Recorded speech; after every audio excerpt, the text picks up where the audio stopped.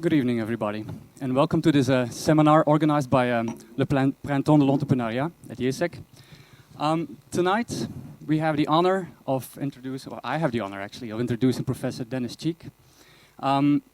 First of all, who am I? I am Jonas de Brulle. I'm a new professor here at IÉSEG. I teach entrepreneurship and strategy. I'm also responsible for the entrepreneurship program at IÉSEG, so for me, it's a big honor to talk to Professor Cheek. Now, I had a quick look at Professor Cheek's resume, and it's quite impressive. I won't spend running through his resume because then basically the 45 minutes out of the 60 minutes will go into his resume. So I'll quickly take out some points that were striking to me. First of all, Professor Cheek has not one but two PhDs, one in curriculum and instruction science education, and another one in theology, which is not a combination that you happen to see quite a lot. Then he has been active in multiple disciplines, science and social studies teacher. He has been responsible for several state programs, both in Germany, both in the United States. He has been a religious education instructor in Great Britain, so that's already 3 countries. A consultant to I don't know how many companies. He has been the vice president for venture philanthropy and innovation, the vice president for education of the Kaufman Foundation, the Kaufman Foundation being the world's largest institution or largest group for entrepreneurship. And he has a hand, edited, authored, and so on, over 770 publications, which is a number that is staggering to me. And tonight I'm very honored to have him talk about how to do business in 3 countries, Singapore, Indonesia, and the United States. Now, thank you. Can I have one more round of applause, please? That gives me the time to sit down for...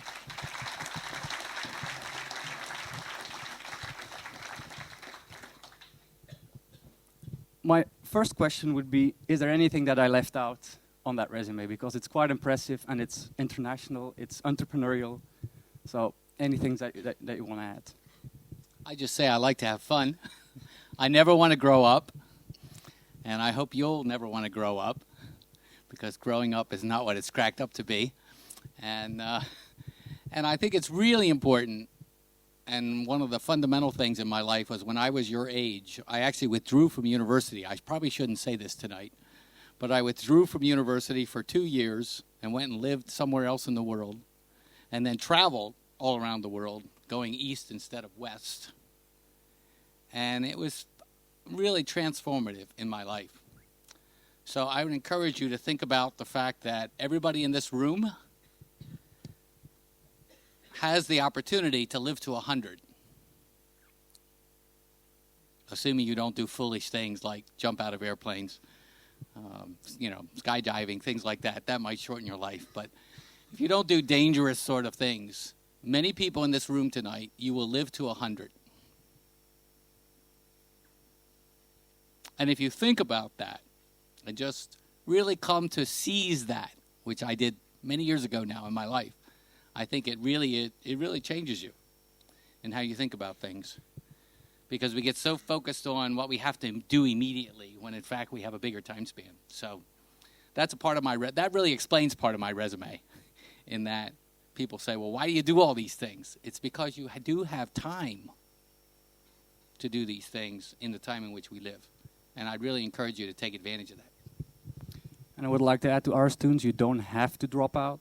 There's ample opportunities for you to go to other countries while you're at IÉSEG, just that we don't have too many students leaving. But concerning the topic of this evening, Singapore, Indonesia, and the United States, my first question would be, how come you know these countries so well? What is your background in these countries? Yeah, well, I am an American. I can't help that. That just happens to be where I was born. But because of the luck of where I was born, I live in what I consider to be a quite wonderful country, an amazing country, a very large country that has enormous natural resources and great diversity, really great diversity. And so the consequence of that is I've had a lot of exposure to just a lot of things in my own country. I've been to all 50 states, just about. And I've spent a lot of time in different parts of the United States working with different organizations and different kinds of people.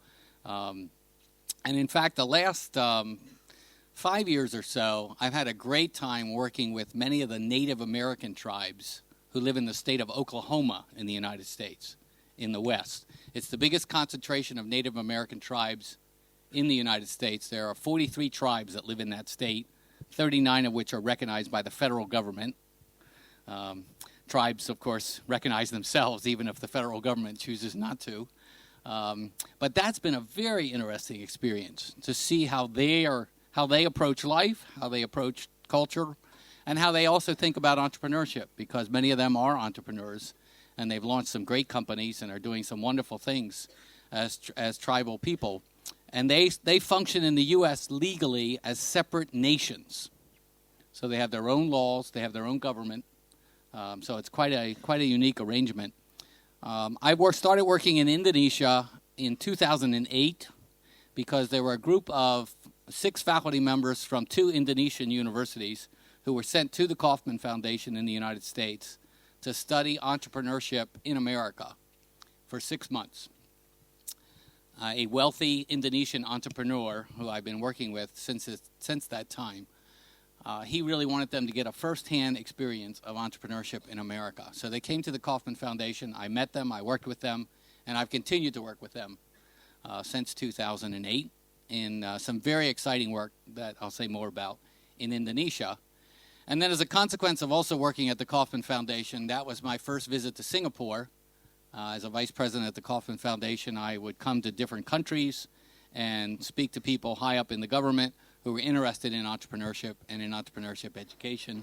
So I started to work in Singapore also about the same time, and then was invited to come to Singapore and actually live in Singapore and help establish a new center there at the National University of Singapore, the Asia Center for Social Entrepreneurship and Philanthropy, which takes us into some other areas that we probably won't spend as much time talking about tonight, but social enterprises and talking about the role that philanthropy plays in many of these kinds of endeavors, both in the for-profit sector as well as in the nonprofit sector. So that gave me the opportunity to actually spend some time actually living in Singapore, which of course it's always quite different when you live in a country than when you just visit a country. Well, when I was thinking about this evening, I've only been in 2 of them. It's Singapore and the United States. I've not been in Indonesia. But I know that, for instance, in Singapore, it's very easy to start a business. You can practically do it in 1 day. You can do it online. It takes a couple of hours. Indonesia is the opposite. It takes you about 6 to 12 months sometimes to create a company. It's very bureaucratic. I would say the United States, somewhere in the middle. Is that correct? Yeah, I think that's a pretty rough estimate of this. Could I just get a quick show of hands? How many of you have been to Singapore? If you just raise your hand. All right. The United States? Okay. Not surprising. Indonesia? Okay, very good. All right. That gives me a good little grasp of some of the diversity. So certainly in terms of starting businesses, it is absolutely true that different countries have different kinds of regimes, different kinds of regulations. I think of them, because I used to be a biology teacher, I think about these things always as ecosystems. So I think about an ecosystem for entrepreneurship in any given country and in any given region of a country, because it's important to recognize that for many of the countries, or at least 2 of the 3 countries we're talking about, Indonesia and the United States, the ecosystem for entrepreneurship in, for example, Silicon Valley, which everybody always wants to talk about, and everybody always seems to think that Silicon Valley is the way entrepreneurship works in America. That is a specific region of the United States. And if you're in Kansas City, or you're in Alaska, or you're out in Hawaii, or you're in Florida, where I live now, or you're in Texas. And even if you're in Texas like in Dallas-Fort Worth, versus being in Texas down in San Antonio, or in western Texas, in Midland, Texas, which is out where the oil fields are, you have a quite different entrepreneurial ecosystem in those areas. So one of the things I think it's important to think about, as a takeaway, is you want to think about location, because location actually sometimes can matter in very significant ways in terms of you starting your own business. what kind of ecosystem, what sort of support system is available to you in given regions. And it varies quite dramatically, I know, in the United States. It certainly varies in Indonesia. Indonesia, of course, has 17,000 approximately islands. Nobody knows exactly at any given point in time, because with the rise and fall of sea level, you have islands come and go. But 6,000 islands in Indonesia are inhabited.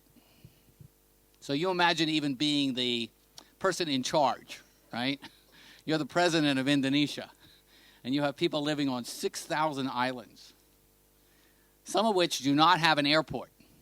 They can only be gotten to by boat. I mean, how do you govern 6,000 islands? How do you deal with, these kinds of things? You have several sprawling cities, Jakarta, of course, being the most well-known. And Jakarta, maybe has a population of about 8 million. During the workday, it has a population of about 12 to 13 million. Nobody exactly knows for sure. But you have a very different ecosystem there than you do somewhere else. So when you think about launching a company, you always want to think about location and spend some time really figuring out where you're presently located for what you want to do, is that an optimal place to be for what you're trying to do? Because sometimes people are trying to start what is a great business opportunity, but it's in the wrong place. And location actually really does matter in a very important way, and it goes well beyond how easy it is to open a business. I was speaking in St. Petersburg, Russia, and we heard an entrepreneur there talk about launching his company in Russia. It took him 5 years to register his business. That's quite Which a is long. worse than That's Indonesia. quite a long time. Also, another thing that if you're a foreigner and you think about creating your company either in Singapore, Indonesia, or the United States, one thing that I would take into account is the fact that Singapore allows me to own my own company without any foreign relationships, without any foreign investors having to be present in my company.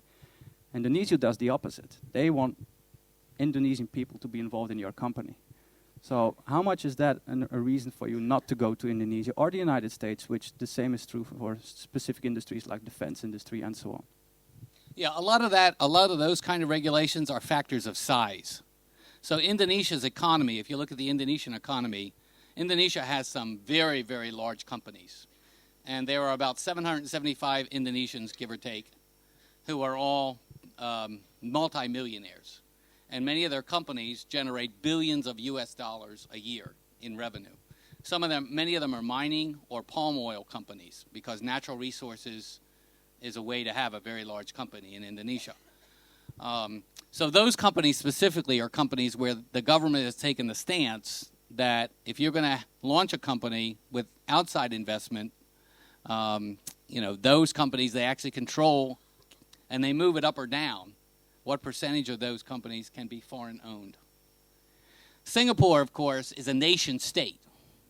So Singapore is 700 square kilometers, or in American miles, we would say it's 80 miles.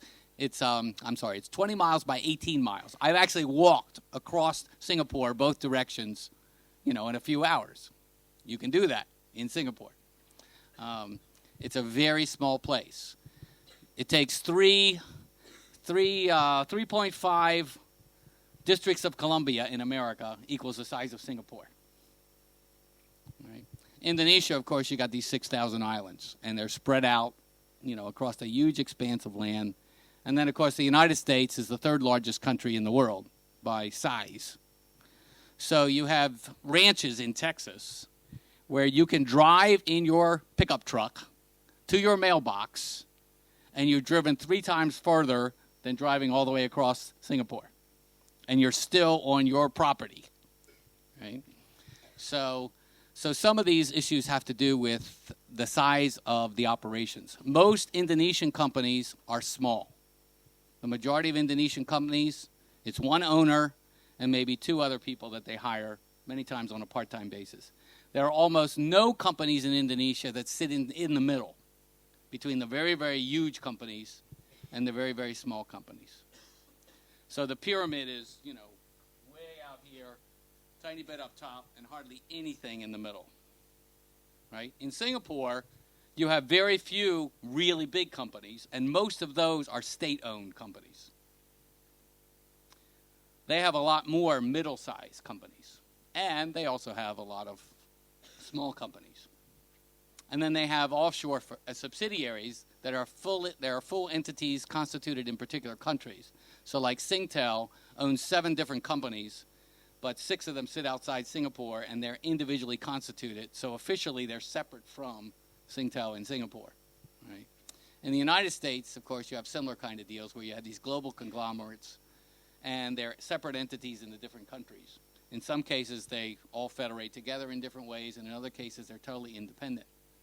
So ownership of these companies, once again, that varies enormously due to policy considerations about the size of companies and who should not own. And the concern is, of course, in many of these countries, is that if you let a foreign entity completely own your core natural resources operations, and it's mining, for example, they can just strip you bare, literally. They can take you, we would say, take you to the cleaners in America, where they strip out everything. They walk away with most of the money. You walk away with no infrastructure, with no skill sets that are useful because they bring in outside expertise. They leave with the outside expertise, and you really gain nothing in return.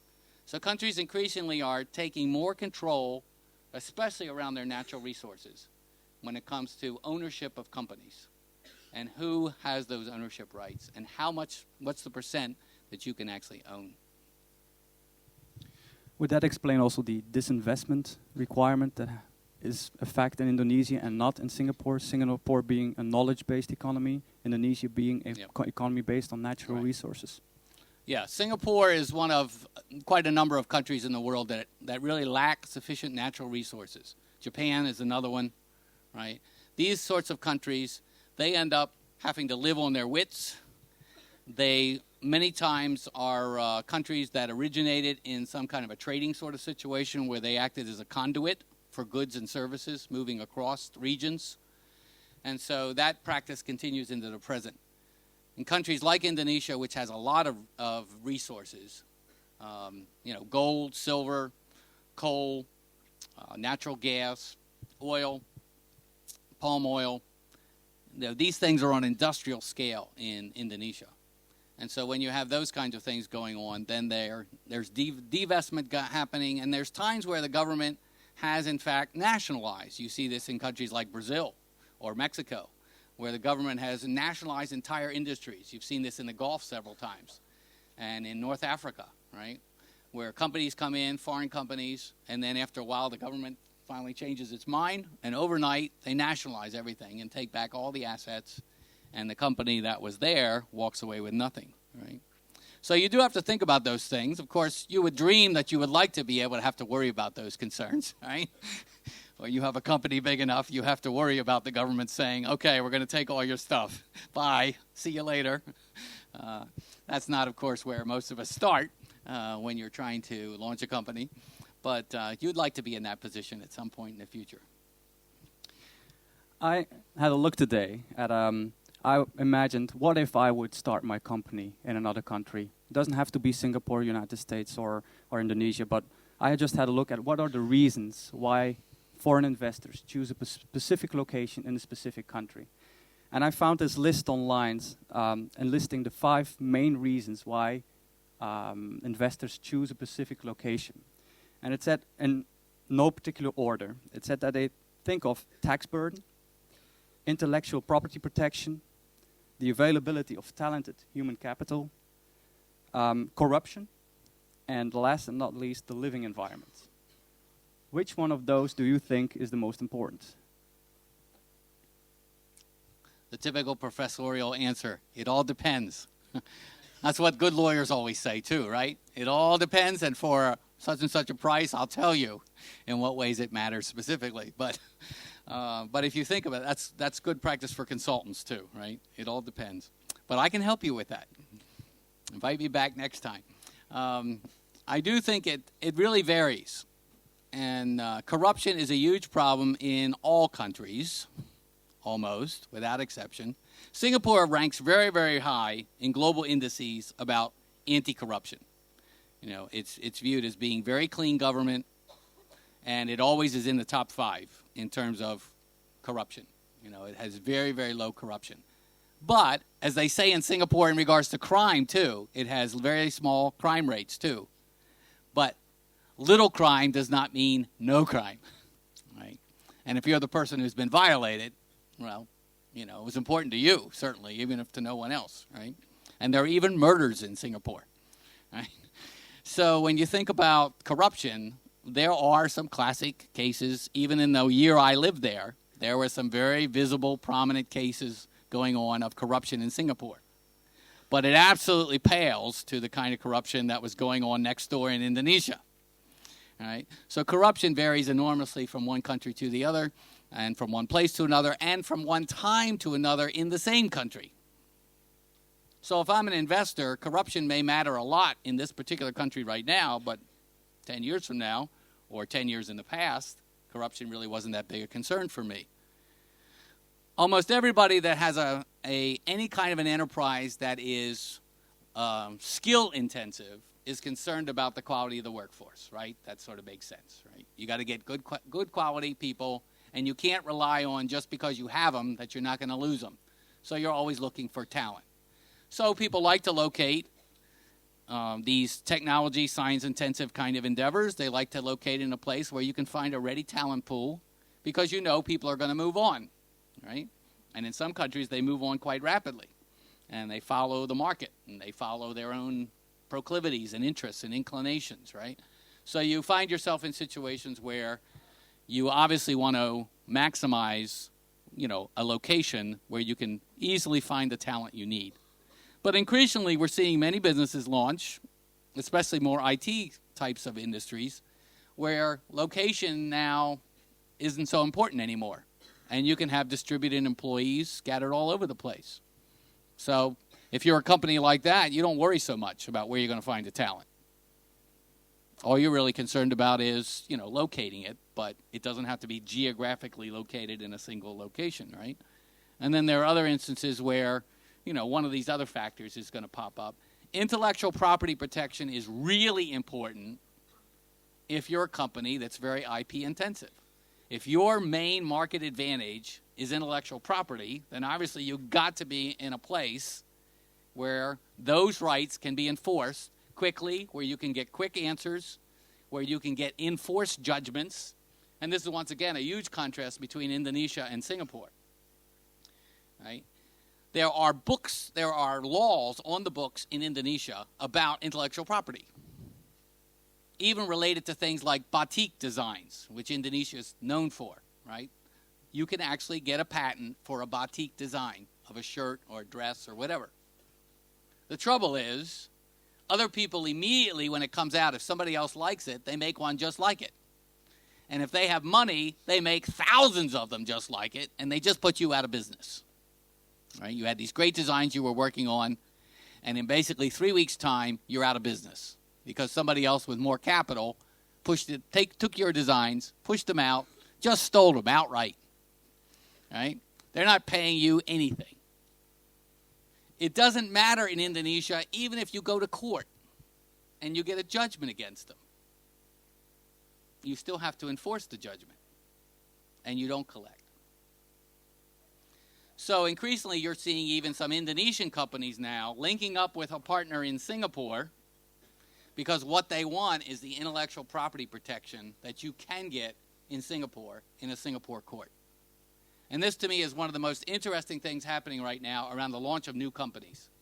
You're seeing more people who are launching companies thinking about working with somebody somewhere else that has a relative advantage to where they're located.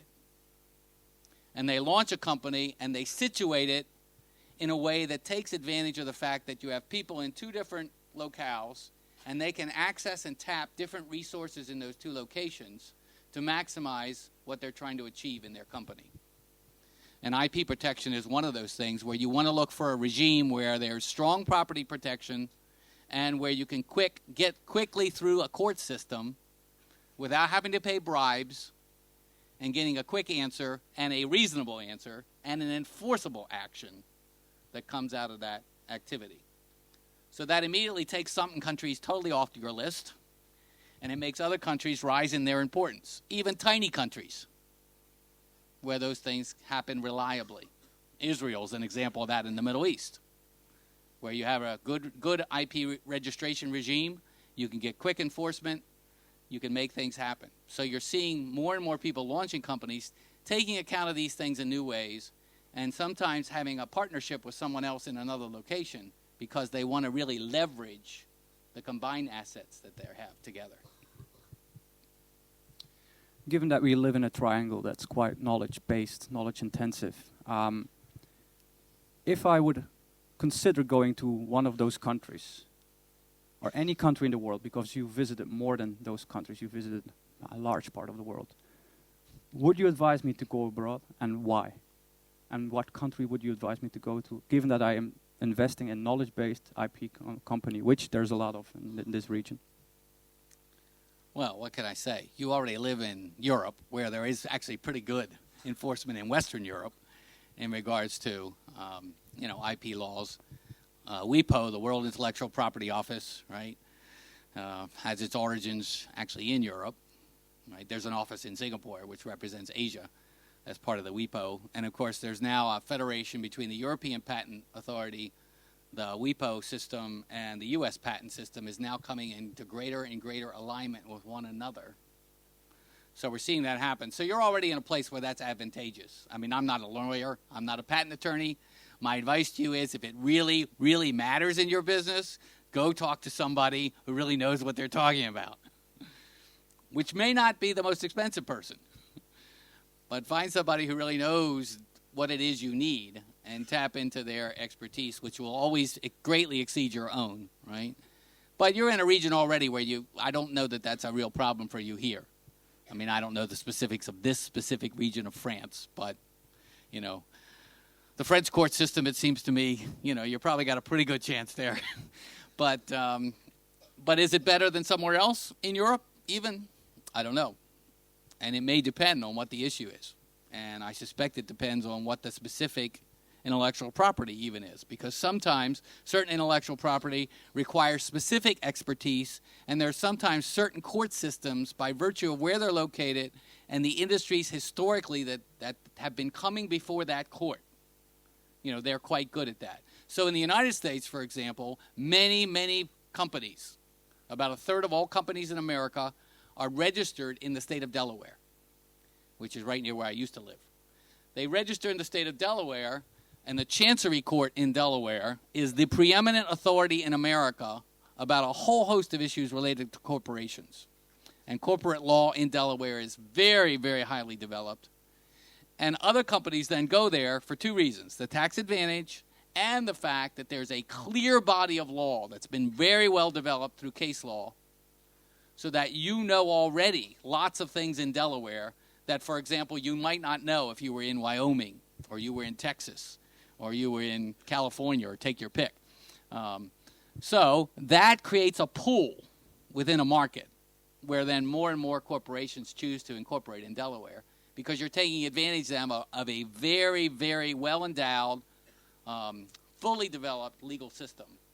And you can get quick, reliable judgment, and in many cases you can get summary judgments because they've already worked these issues through in many, many hundreds of other cases. And they have a level of sophistication. I mean, I've met several of the judges who work in that court. Their level of sophistication around corporate law is beyond comparison to anywhere else I've ever seen. I mean, they really know their stuff because it's coming before them all the time, right? So once again, you always want to do your homework, and often that means finding out somebody else who knows, right? And social media, of course, enables that.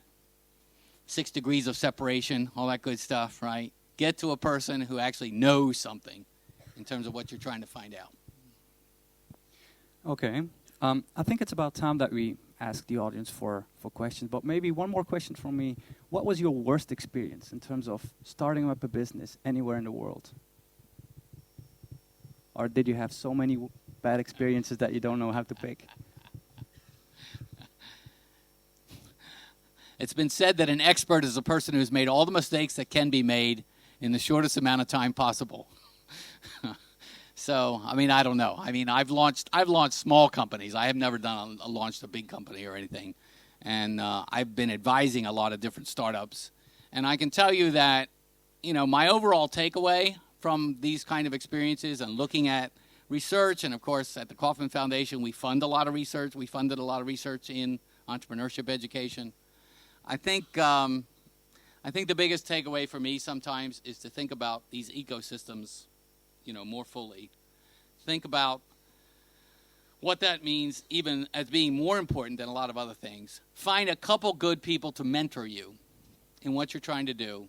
Really good entrepreneurs are really, generally speaking, very keen to help other people. It's not about them. It's not about their ego. They really genuinely like to help other people. Find a couple good ones.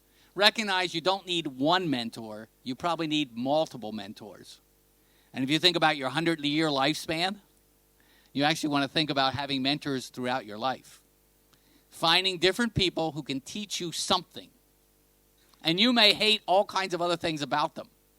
But you go to them because you want to learn one thing specifically, and you know that in that arena, they're like really great, and they can really teach you something.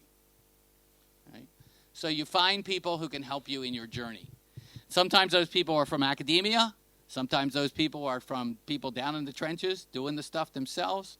Sometimes there's somebody totally outside of your orbit. So you always want to think about people at the absolute end, the far end of your social network. That's also how you get jobs, by the way. There's lots of evidence around this. 85% of all jobs, people find them through people at the periphery of their own social network. Why? Because people closer to you, you all know the same people, right? You got to get to the far end of the people you know, somebody you only just sort of glancingly know, because they have another whole network of people you don't know. And now with Facebook, LinkedIn, all these sorts of, you know, social media, you can very quickly get to lots of different people really, really fast, right? I did this exercise once around the world's billionaires. I took the Forbes top 50, and I wanted to know this for a personal reason. I wanted to figure out how many of the people on this list was I 3 people away from. And it turned out it was a bigger number than I thought once you started working that stuff through. So you want to think about people at the periphery, but as you line up people to help you, many of those people are not going to be people you already know. You got to get the people you don't know. You don't yet know. So use other people who do know, where they're an intermediate contact for you to get you down that next step. And like I say, when you're looking and you have a serious business idea, when you're really working on some stuff, you know, that's very important. The second thing I would say to you is don't get too stuck on the idea of the moment. I've seen this again and again with startups. People get a great idea and they follow it too long. Because your real goal is to launch a company, right? It's not that specific idea that's driving you. So people sometimes don't surrender the idea soon enough and move on to something else. And the third thing they don't do is they spend far too long perfecting the business plan. And this is books like Lean Startup, you know, the Lean Startup kind of literature. It's better to just start testing stuff in a small way and learning stuff from each and every iteration and iterate your way forward to something that has legs, to something that seemingly might work, rather than creating I've been judges in so many business competitions, right? I can tell you that many, many people who win business competitions never get their business off the ground. Sad but true. Because it's not about the beauty of the paper. I used to facilitate the judging for the Ernst & Young National Entrepreneur of the Year in the United States for a couple years. I facilitated the judging of these winners from across the United States. So this is a big group of people. And one of the things that's very clear when you meet with literally hundreds of entrepreneurs, people who have done it, is almost to a person they tell you what they ended up doing wasn't even in the business plan. It wasn't there. So it's better to Better to get your fingers into it, start working with the ideas, testing some things out, and keeping in mind at the end of the day, you got to have a customer. If you don't have a customer, it doesn't matter how great the idea is. Is it something people will pay for? Is it something people want? And you can only find that out by getting face-to-face with them, by actually getting out and testing it out. And as you do, you develop more confidence, you develop better insights, you start to learn more about yourself, and you really start to, get an idea then that can begin to get some traction and really move forward. Can I ask one more related question? One question related to that. I know it's not really dealing with 3 countries anymore, but it's dealing. There's a couple of students here in the audience that are actually thinking of creating their business at some point. In fact, there's a couple of students here that are doing it as part of their IÉSEG master. We have the opportunity for students to launch their business together with an incubator. The problem with that is that the incubator wants part of the ownership of the company. Most students don't want to give up their baby because they're working hard on it. It's their idea, it's their product. What would you tell those students? Because you say work together, which I fully agree with. You need entrepreneurs, you need their advice, you need their experience. But then there's a part where they have to give up part of the ownership. How do you feel about that? Get over it. No, I mean, seriously, right? Think about the 100 years again, right? We get too fixated on the idea, I want to be a millionaire by the time I'm fill in the blank, right? And so you think, all I need is one great idea. If I get one great idea, I take it out to the market, I capture the market, and I can't tell you the number of business plans I've seen, especially IT ones, where you look at their projections, and they're going to be a multi-million-dollar company in 3 years. They're going to pay back all their investors, and they are just going to take off, right? Facebook is 1 in how many? Right? That's a very fortuitous event. It's not going to happen for you. Right? I mean, it might, but the probability is like infinitesimally small. So change your paradigm, change your view, change your goal. Say, my goal is to launch a successful company. Successful means we had customers, we opened for business, we ran for a while, and then either we got acquired or we closed down. We have too ambitious goals sometimes when we're starting out. Better to say, I mean, it would be kind of like, you're going to find your spouse this way, right? I mean, if you think about all sorts of things in life, there's a lot of trial and error to learning stuff. Have you noticed that in life? It just doesn't sort of fall out of the sky one day, hit you in the head, and it's like, oh, here it is, right? So I think it's better to have a goal that says, my goal is to launch a business successfully, open it, maybe it'll be small, I open it for a while, I run it successfully for a while, I close it down. The goal was to get experience and do something that actually worked and learn something from it. If you have that as your goal, why do you care if the incubator wants to own it? Own a bulk of it. If you do end up creating a Facebook and you only own 3%, isn't that enough? I mean, really, right? Because he who has the gold rules. That's an old story. We don't like to hear it, but it's true. The investor who has the money has the money. And you don't.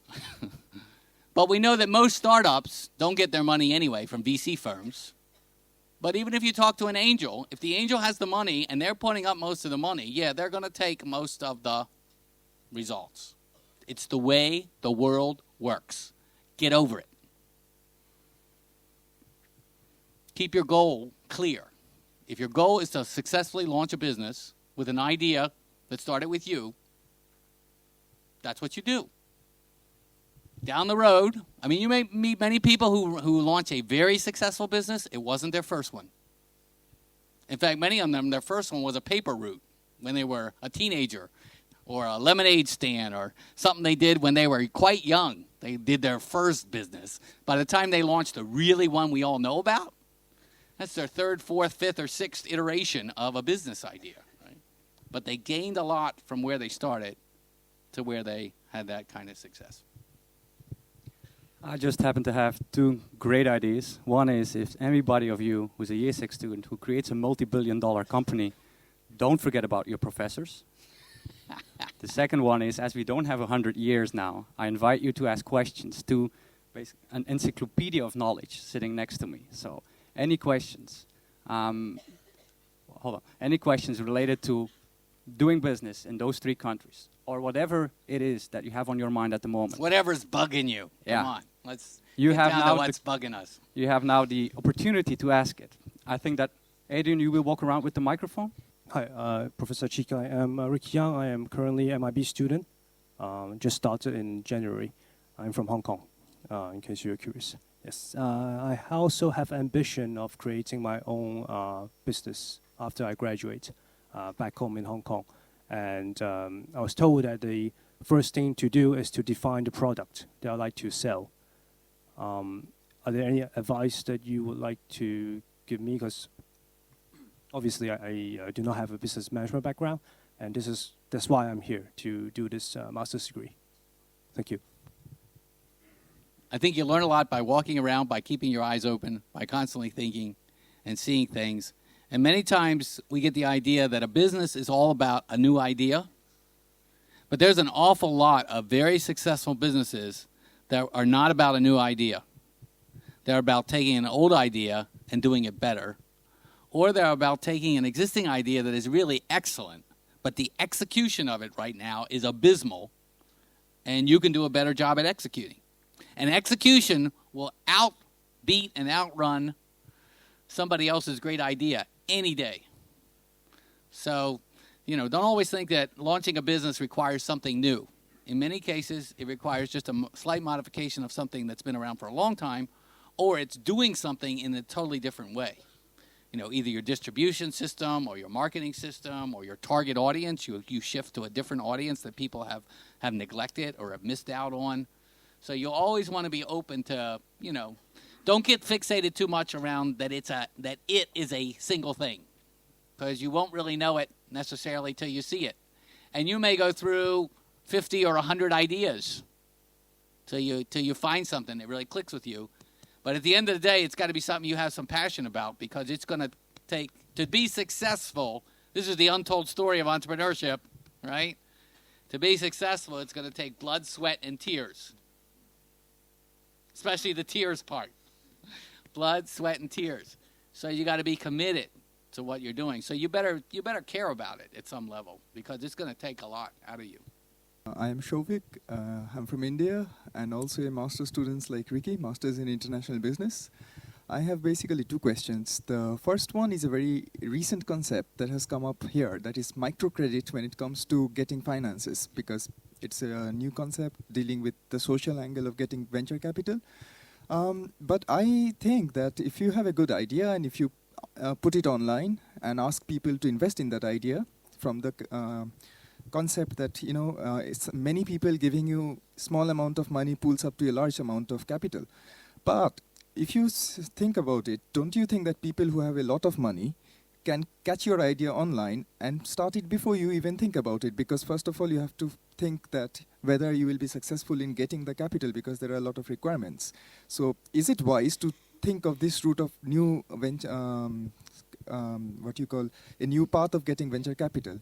This is the first question. And the second question is, like, if you have a good idea, but you need some technical help to implement it, for example, if it's an IT business, and if you have, and personally I want to partner with somebody who has some IT skills, now there is a question of trust, because if I'm giving him the concept, he can always do the coding, because that is the technical part of it. So how do you resolve such thing and sort of move ahead? Is it like I always trust the person, or is it like, can I do something to protect the idea and then move ahead? So that's two very important questions, and I can give you actual cases, but we won't talk about that specifically. But the first conversation is a conversation I had with somebody just this past week in Florida, where I now live, who is in the process of doing a startup. He has 6 people who work for him right now. They've already raised some money from some angel investors.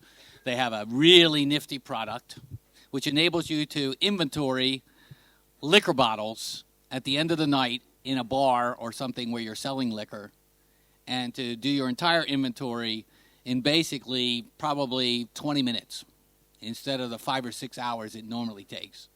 To do it very accurately, to have it rolled up into a database, and then to actually use that data as it accumulates over time, or to even do aggregates of that data from various places and learn more, become a sophisticated, planner and user of that data to guide your business, okay? So the first thing I thought of when he showed it to me was, somebody else is going to find out about this. They got a deeper pocket than you got. They're going to beat you to market, and they're going to kill you, right? Sometimes that could be true. If it's too simple, it might in fact be the case. And even if you beat them to the patent, which right now in the U.S. in March, a new patent law comes into existence in the U.S. First to file wins. Right? It's going to clarify what's been a problem in American patent law for a long time. However, even if you beat them, you still got to have the deep enough pockets to go after them, win. If you win, yeah, you can get that enforced in America. Okay. But you don't know. And, attrition, you might just wear out, right? Because it takes too long to see the money, right? And you don't know. Because even when you go in court and right is on your side, you can still lose for other reasons, procedural reasons, right? But this thing about crowdfunding, it is true that you got to put enough details online that people feel like they want to give you the money, right? So that requires some thinking about how much is enough, how much is too much, and how sophisticated is your idea. If it's sophisticated enough and it has all kinds of little tweaks and aspects to it, you feel reasonably confident that it would be hard for somebody else to get to where you are right now and to know what you know, right? Then that's probably okay. But in other instances where it's very straightforward and somebody who could bring up a team of programmers in an afternoon and create what you created, if they got deeper pockets, yeah, they may beat you if their execution is better. But there's lots of examples of other people who can duplicate a product, but they can't duplicate the execution or the marketing or whatever other advantages you bring to it, right? So it's a risk you take, but it's one of many risks you have to consider, as you weigh these things. And there's no simple, straightforward answer to that. You've got to really, work it through. And that's where it's helpful to have some other people you can go to who have vastly more experience than you have to give you some advice. They can't tell you what to do, but they can give you some advice from their perspectives. And if you get enough of those different perspectives in play, that helps you sort of sort it through in your own mind, right? But people are raising enormous sums of money. Somebody just raised the other day $8 million. I mean, people are raising chunks of cash, serious cash, through these kind of crowdsourced funding. Not just for social enterprises, but for straight-up for-profit stuff, too. I mean, this is routinely happening now. Having said that, you can't count on it. And the best source still remains friends, family, and fools, right? The 3 Fs. Friends, family, and fools. That's where most people get their startup money. Friends, family, and fools. So keep your brother-in-law and your sister-in-law chummy, right? Invite them over for the holidays, right? Send them cards. Call them. Keep your father and your sister and your brother and your niece and your nephew and your cousin and your second cousin and your third niece twice removed, right? In your network, because you might need them. The second question was a question about trust. How do you decide who to work with? Some studies about entrepreneurship startups say the biggest mistake they made was in the putting together of the team. In some cases, they were too good of friends, to the point where I made you part of my startup because we're friends. But you didn't bring anything additional to the party. I already know what you know. I already can do what you can do. It's not enough that you're my friend and let's do this together. So you got to be rigorous about that. And this is once again where an outside mentor or two can be a great help to you. Because if they're willing, as many times they will be, they'll help you vet people And you'll get an independent judgment outside of yourself as to whether you should add this person to your team. You then, of course, have to do paperwork. This is what people hate, but it's at least a layer of protection. It's not foolproof, but it's at least a layer of protection where you actually have some paper you exchange between you. You sign, at minimum, a memorandum of understanding about how this is going to work, who owns what. Ideally, you go even farther than that, and you make it a formal legal arrangement. That requires legal services. Increasingly, you're seeing legal firms offering pro bono work for startups. This is happening now in certain countries where routinely that's happening now. There are certain firms that is how they're dedicating their pro bono services. So sometimes you can get a lawyer to do this as part of their pro bono work for a startup. And sometimes schools actually create these arrangements too for startups that are happening within their particular university setting. But yeah, sometimes you need that stuff, but at the end of the day, it is about trust. Is this person somebody I trust? Or are they going to, walk away with the goods and leave me left holding the bag? Right? And it happens, right? But it happens in all kinds of other commercial dealings too. And non-commercial dealings too, for that matter, right? We can all think of somebody, right? You can think of somebody you know that fits this description. You thought they were your friend. Boy, with friends like that, who needs enemies? Hence the saying, right? So, yeah, exercise some caution, but get an outside perspective, because that helps you stay balanced. And you're not swayed by your emotions, how you feel about the person, and you make it a little less personal for them too. Because then it's a group decision that was made, not just you singly making it. Remember, everybody else outside of you is smarter than you will ever be. Yes, thank you, Professor. Hassan El Asraoui, professor in economics. First of all, I would like to thank you for this conference, very interesting, and sharing your experience and knowledge. My question is, among a lot of our students have a project in terms of creating firm, corporation. And what advice could you give them to implement the idea immediately, or to postpone this idea and to finish the studies? Yeah. I worked on a farm once. I spent a summer working on a farm. And they grew alfalfa. And they did 3 crops a year. And it was grown in the high desert. So you had to irrigate every day. You had these huge water pipes. And you actually every day had to disassemble them. You pour the water out of them. Each pipe was 60 feet long. So you poured the water out of these things. They were heavy, really heavy. Then you carried them, you hooked them up again. And each line was like a half a mile to 3/4 of a mile long. And you did like endless ones of these, right? So what I couldn't get over when I started working there, because I'd never worked on a farm like this before, this is how the farmer walks. You've ever seen farmers, right? When farmers walk, when farmers talk, they are generally never in a hurry, right? Why is that?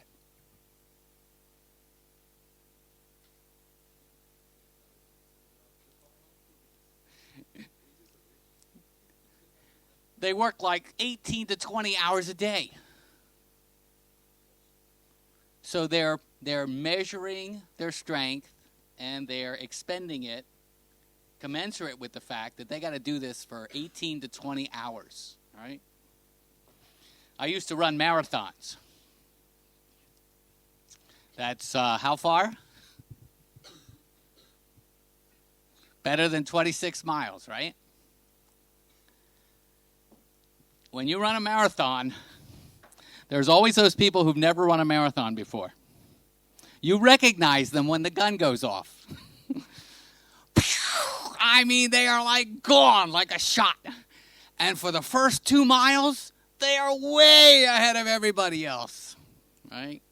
And then slowly you watch it, right? The pack catches up with them and then runs by them. And by mile 5, they're walking. Launching a business is not a sprint. It's more like a marathon. Sometimes, to get ready for a marathon, you have to, the really good marathon runners, right? It used to take me 2.5 hours to run a marathon. That's bad. That's depends on where you're coming from, right? But in marathon, people who really compete in marathons, 2.5 hours is not fast enough, right? The people who win marathons have a whole regime they go through to prepare. And there are certain things they eat, there's certain exercises they do. They have a whole sequence worked out leading up to a marathon, and it takes them like 2 to 3 months to really prepare to maximize their performance on that marathon. Schooling is sort of like that. Its payoffs many times are not immediately obvious. I've taught in 12 colleges and universities. I have 5 earned degrees in different subjects. I'm crazy. But it's like preparation for the marathon. There's certain tools you got to have. There's certain things you got to become proficient in. There's certain ways in which you have to disabuse yourself of the things you think you know. Because really good education is about learning what you do not know. And in some cases, what you can never know. Because no matter how much you know, it's vastly exceeded by what you do not know. Right? PhD stands for, in English, phenomenally dumb. The more you know how little you know. It should make you humble, not proud. Right? It should cultivate your humility. Because no matter how much you think you know about the business you want to launch or whatever it is you want to do, trust me, there are way more things you haven't thought about. And there are things you don't yet even know that you don't know. So part of the purpose of formal education is to introduce you to the complexities of the world around us and what we think we know at the moment, which if we come back in 10 years, we'll discover that much of what we thought we knew in 2013 is now known to be false. So human knowledge progresses by discovering more and more about what we're ignorant of. You following me? Science progresses by basically learning from its failures, not from its successes. Science successfully proves things wrong. It doesn't prove things right. We can talk about that later if you want to. It's a long discussion about this in the history and philosophy of science. So whatever you think you know, you don't know enough. So school is part of the package. How much school? I can't tell you. I can tell you there are some things you will never learn in school.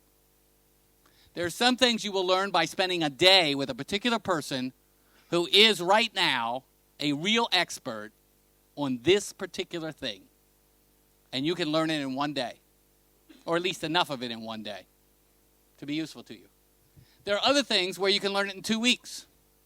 There are other things where it may take you a year or more. There are some things where it may take you 5 years to get it to a point where it's really useful to you. So keep in mind the 100-year perspective. When you're launching your business, when you're working on a business idea, no, you can't know it all. You just have to know enough to take the next step. And as you take that next step, or the next couple steps, right, you might be able to see your way clear to what the next steps after that might be. And don't worry about making mistakes. You will. Sorry for this. Good evening. You talked about social enterprises and also ecosystems, and a thing in France I've come to be aware of is that when you want to create a social enterprise, you don't fall into the classic startup system. It's not a logic, it's not a reflex to go to business angels. And do you think it's the same in the US, in Indonesia, and Singapore? And how can you try and make a mix of those two systems? Yeah, there's actually a growing movement around supporting social enterprises. So these are enterprises that are being created either for low profit, no profit, or modest profit, if you think about them in that way. They're not trying to really maximize profit. So they're either no profit, low profit, or they're trying to moderate the profits in some specific way, being driven by their intended social purpose, right? So there's a European Venture Philanthropy Association. This would be where I'd send you in Europe. There's a European Venture Philanthropy Association that has members across Europe, including in France. I think the Fondation de France is a member of that group, for example. But these are people who are creating an ecosystem. It's still early days, but in some places now you actually have social enterprise exchanges where there is a funders network, there are competitions, there is a support network for people that are trying to do certain things. Sometimes it's quite niche specific, like they want a particular solution to a particular besetting problem in poverty, for example. Or they want to do something around microcredit and microenterprise, whatever it happens to be, right? So you're seeing more and more of these kinds of exchanges developing. There's a long history of this in the U.S. We have probably 10 or 12 of these exchanges in the U.S. at this point. But there's more of them coming online in Europe, in Asia. There's a new exchange that opened in Singapore that's doing this kind of work. And most of those are actually working across the whole continent. So that's a lovely thing about them. They're not so location specific. But you're right. They function somewhat different than the angels networks or the for-profits. Some of them are actually functioning as angels. And others of them are really more like VC firms in terms of how they're operating. Some of them are wanting a return on their investment, but many times they're not just monetizing. They're not just looking for money. They're monetizing it in other ways. They're trying to figure out what the social capital returns are and quantifying them in different ways. So you still have to meet benchmarks. The nice thing about it is it forces rigor into the process because there's a lot of sloppy thinking in the social enterprise space. There's people that just want to do good. And sometimes they just should do outright charity. Because to me, if you're doing it in a philanthropic kind of way, in a venture philanthropy kind of way, you're really looking for a serious return on your investment. So when I was a vice president both at Kauffman and at the Templeton Foundation, when we funded even research, it wasn't enough for you just to tell us how many papers you were going to give at a conference. Because we didn't view that as impactful enough. You had to do more. Right? And we worked with you to define what those other outcomes might be. So you're seeing that more and more in the social enterprise space. I think it's good. I think it cleans up the space a little more. It makes some of our precious dollars go farther and have more impact. But like the for-profit space, there's still going to be a lot of failures. And this goes back to what I said about making mistakes. Most startups fail. The percentage varies, but most startups fail. There's evidence right now. There's a new report that came out. Somewhere here I have it. There's a new report you can find online. It was released this January. It's from the European Venture Capital. No, it's from the British Private Equity and VC Association. It's called European Venture Capital, Myths and Facts. And it was just released. European Venture Capital, Myths and Facts. I commend it to you. It's a look by two professors at LSE, London School of Economics. They looked at data across Europe. They compared it to the United States. What they ended up finding is that if you adjust for the years in which these markets have been in operation, and you adjust for the experience of the people involved, that Europe doesn't look any better or worse than the United States. There's a lot of mythology around this, that somehow Europeans are risk-aversive, Europeans they're not as entrepreneurial. It doesn't seemingly wash. That's not what the data actually says. And if you think about the EU as a whole, is a market bigger, of course, than the United States. And really you ought to think about it as the EU as a whole sometimes, rather than just focusing on a specific country in Europe.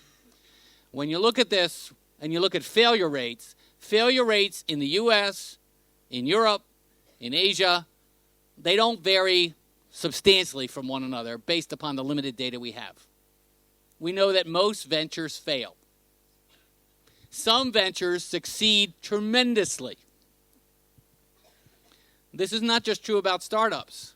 It's true about investments, too. I worked for Sir John Templeton, a very famous investor, when he was still alive. He was one of the greatest investors of all times. 66% of the time, he was wrong. 33% of the time, he was brilliantly right. And he made, in his lifetime, and he made most of this money in the 1950s, 1960s, early 70s, he walked away personally with $6 billion. And he created 3 foundations with that money before his death that continued doing philanthropic work. But he earned $6 billion himself. He was wrong 2/3 of the time. If one of the greatest investors of all time is wrong 2/3 of the time, honey, you're going to be wrong more than you're going to be right. But as long as you're learning things in the journey, as long as you're growing as a person, as long as it's helping deepen your experience of life and your understanding of life and your realization of your still untapped potential, go for it. And you're young enough, if you fail, you got 100 years. What's 6 months? What's a year? You can also apply that, of course, to personal relationships. She doesn't love me anymore. I'm going to end my life. I have nothing to live for. Nonsense. There's a big, wide ocean out there. You got a lot of more years of your life, right? Don't take it so personal. You'll get through this, right? And in that sense, we should risk more. We really should risk more, especially those of us in different environments. If you live in Indonesia, in many of those places in Indonesia, in those 6,000 islands, you have to be an entrepreneur. Because if you don't create a job for yourself, no one has a job to give you. It's simply not going to happen. You know, that's like emergency entrepreneurship, right? You don't do it, there's nobody backing you up. You live in an environment that's much safer. If you fail, what's the greatest, worst possible thing that will happen to you?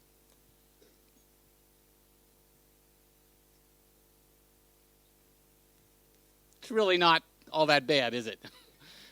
Which means we should risk more. We should try more. We should have a go at it, either in the for-profit arena or in the non-profit, in the social venture kind of arena. But more of us should try. At the very least, you may find yourself in the future in a position where you can help other people and they'll benefit from what you learned. But you'll learn a lot about yourself in the process too. And it's not going to harm you. It really is not going to harm you. I mean, there are certain states where if you fail as an entrepreneur, they throw you in jail. But I don't think that happens in France. I think you'll be okay for the moment. And if it is, find somewhere else, more suitable, right? Have a go. But you're young. Use that to your advantage and have a go at it. And if it doesn't work, it's okay. You can bail. You can go do other things, right? But have a serious enough go at it that at the end of the day, you can look yourself in the mirror and say, I tried. I learned something. I know myself better than I did before. And you learned it right now when the risk was low. You'll reach a point in your life, like at my age, where the risk is a lot higher. You reach points in your life where life gets a lot more complicated and the risks go up. But right now, most of you are at a point where the risks actually are relatively modest. And the incremental learning you could just gain from the experience is well worth the effort. Having a serious go at it. You didn't mention very much the master of local cultures of the country you want to start a company in. How important would you say it is? This is my first question, and I have a second one, more about yourself, because I've heard you are Christian, and I wanted to know how it influenced your career as an entrepreneur, how it helped you, how it maybe canalized you in your projects. Thank you. Yeah, culture is actually really important. I mean, I could have lectured at you actually for a whole long time tonight about these 3 countries, and I really didn't want to do that. I wanted to try to open up the questions early and try to really address things that you were more curious about, because I can talk about this stuff ad nauseum, right? But that may not be of any use to you. So culture, of course, culture trumps almost everything else, I think. Actually, that's how important I think it is. I think culture really does matter. And despite all this talk about globalization and everything, you don't have to travel very far in your own country or where you are right now to realize how much culture matters, how much it changes. Sometimes even the little things. But the little things themselves sometimes matter in extraordinary ways. And if you're outside that culture, you're automatically at a disadvantage. This is why you need partners. This is why, as you think about who your intended audiences might be, sometimes you need to go out seeking for a person you can trust, who knows that culture in a way you will never learn it. You will never be in that culture the way that person is. Some of that wraps around language as well, right? Language carries culture. We express ourselves, we think, using language. You're fortunate in that you speak French. I'm fortunate in that I grew up speaking English. Those two languages have the largest vocabulary in the world, by far. No other language is remotely close to English and French in terms of how many words there are in the dictionary. It's over 1 million in both languages. Over 2 million, actually, in both languages. That gives you the propensity, the possibility of thinking about things in an extremely rich, varied, highly contextualized, particularized sort of way, just because you know lots of words. And those words are associated with ideas and with concepts and with nuance and various things. There are certain cultures in the world where the entire vocabulary of that language is 3,000 words. That doesn't carry as much cultural nuance, structure, subtlety, all sorts of shades, shadings and things, as a vocabulary that's much more developed. That's just one tiny example of the ways in which culture really does matter. So what I'm trying to do right now, I'm executive director of a new social venture, which is called the National Creativity Network. So it originated in the United States. It's focusing on North America, Mexico, Canada, and the United States, and their territories. So that's about 101 entities, plus then about close to 1,500 Native American tribes, okay? So that's sort of the target audience. What are we trying to do? We're trying to bring people in a region together and get them to talk about imagination, creativity, and innovation, also entrepreneurship, as it relates to commerce, culture, education, and government, in the sense that we think that in any given locale, government can be better, education can be better, commerce can be better, and culture can be better. But that one of the ways in which it gets improved is by having this cross-sectoral engagement where we learn from one another, we expose ourselves to one another in very purposeful, conscious choices we make.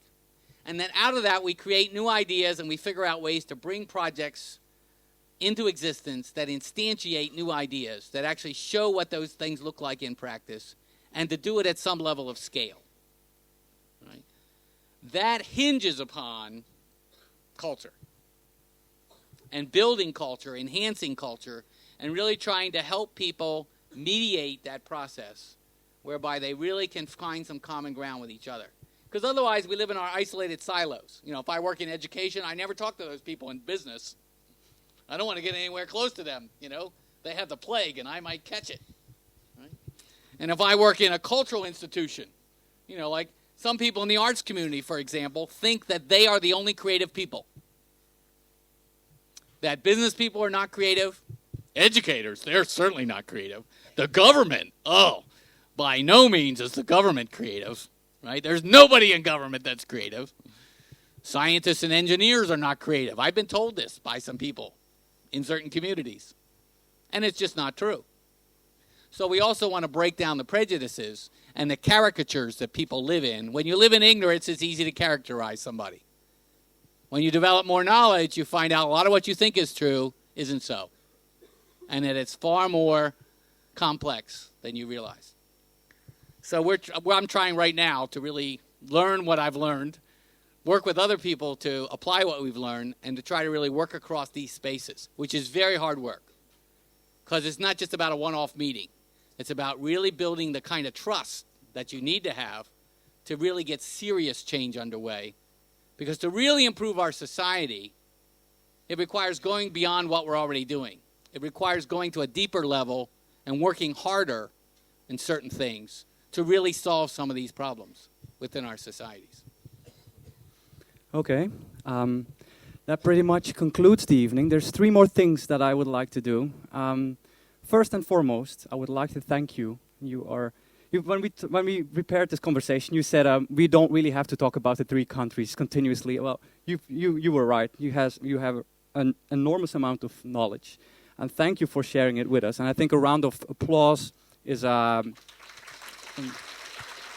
Thank you very much.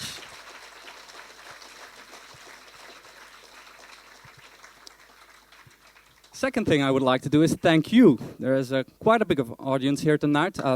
Thank you from us to you. Thank you for the interesting questions and your participation. And the third thing is last thing, which concludes the evening, is a piece of information for you.